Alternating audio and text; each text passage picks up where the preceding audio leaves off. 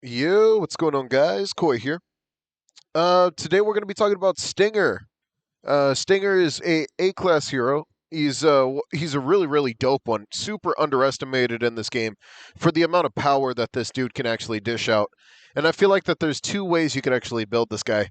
One supportive and the other one as a main. So I'm going to be doing both of each build for the character. So as you can see, I don't have the character, but I do have the information thanks to Gosha.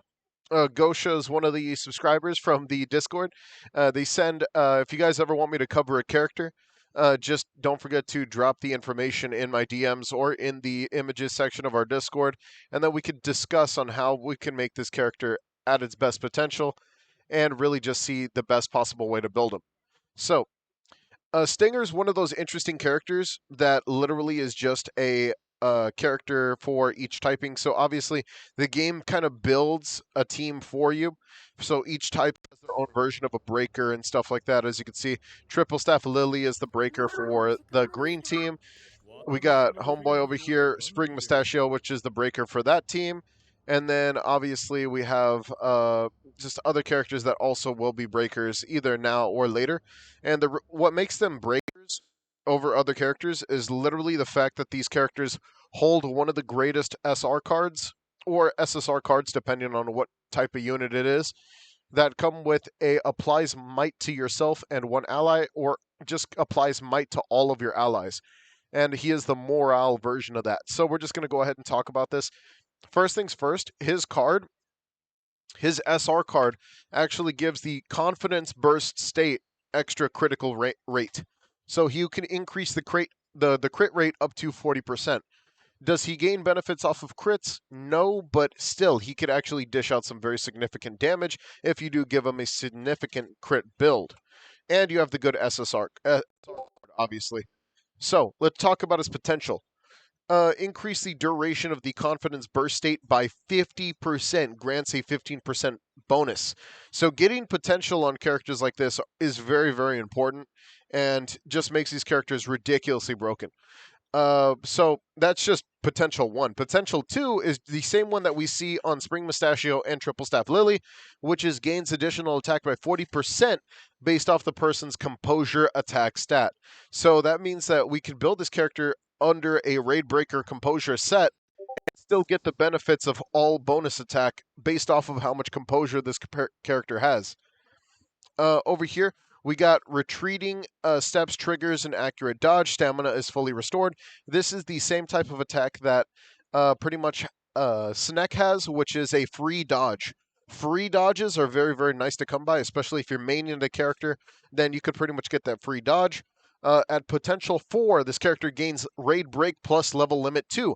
Hence why you can see over here on the build we have total affixes 19 out of 21, because we want to make room for that last 2 raid break. Over here, if confidence is lower than 25% in confidence boost state on tier 5, you can use grand final and it will deal 80% more damage. It's not like ult level, but it's just a nice significant amount of damage. Now, when holding the normal attack during potential 6, consuming more than 100 stamina triggers a pursuit. Now, that's very interesting to me because from what my understanding was, a pursuit actually was the oh wait, I think it means it's a stun effect, I think. It's like the same pursuit that you see when using the purple attack, but this one's like a free stun. The same way that you could see like Snek actually has. I think Snek has the exact same thing. If you use this triple Snek fist, he pretty much gets that free pursuit stun, and it's amazing.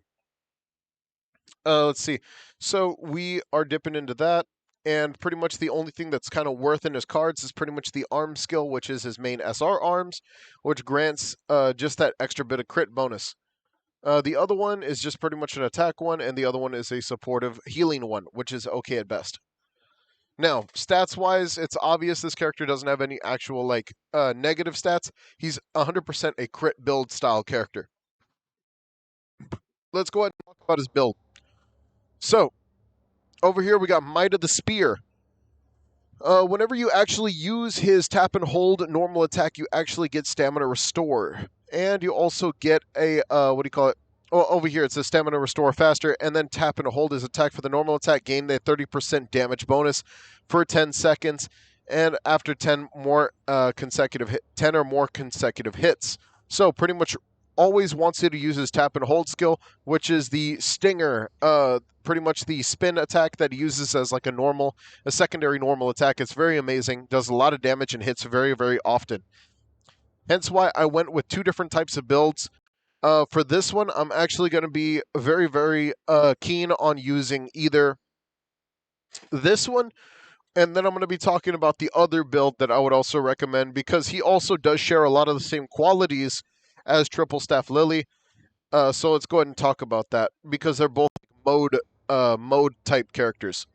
So we have Raid Break, obviously. Raid Break, if you do not know, breaks bonus composure reduction, which pretty much leads to breaking the character's shield faster. We have Penetrating Eye, and we have Mind Reader, which are both critical-based builds. This is a more aggressive build, and also with Blatant Strike, you're pretty much going to be nailing the actual enemy from straight ahead.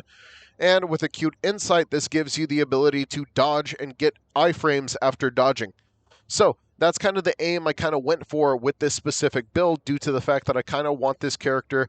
If you want to use him as a main, you could really benefit from all the dodging and doing as much damage as possible.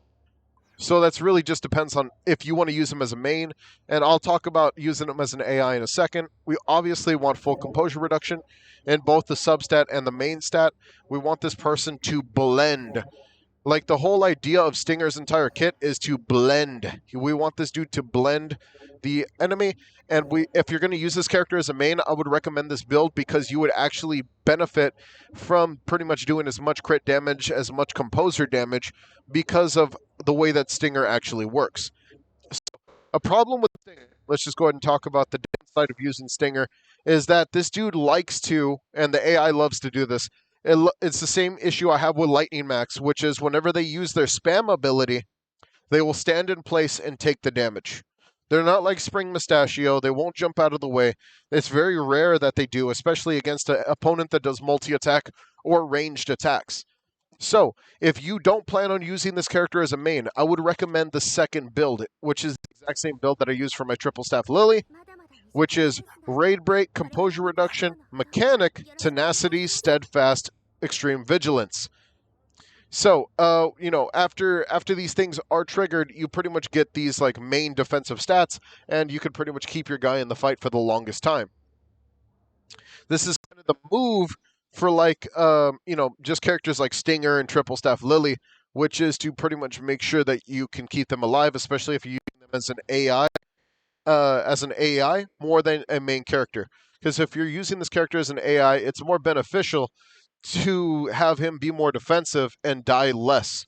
Because you kind of need this guy to still do. Because keep in mind, he is still going to benefit a lot from doing a lot of composure damage due to the fact that this character has that 40% bonus on his attack skill. And you can see this from my Triple Staff Lily. I'll show you my stats right now. She has the exact same potential right now, and you can see her stats right now are in the 2000s. And including the composure reduction, which is almost 2,000. This is my Raid Break Eternal Lily skill. The difference with this is I'm not running any amounts of crit, but I'm still getting massive amounts of attack because with Triple Staff Lily, I pretty much have the potential over here, which is, as you can see, gain the additional 40% attack based off the character's composure attack stat. So that's pretty much the move for a lot of these characters, especially if they're breakers. I hope this guide helped you guys out. I hope this guide gives you a better understanding of how these characters work. There are other ways that you can build these characters, obviously. It's just that right now we kind of want to utilize SR characters to the best of their extent, especially based off their card, and especially based off their potential that they could possibly get. So, I'll see you guys later. Don't forget to like and subscribe. Hit that notification bell down below. Take it easy, and peace out.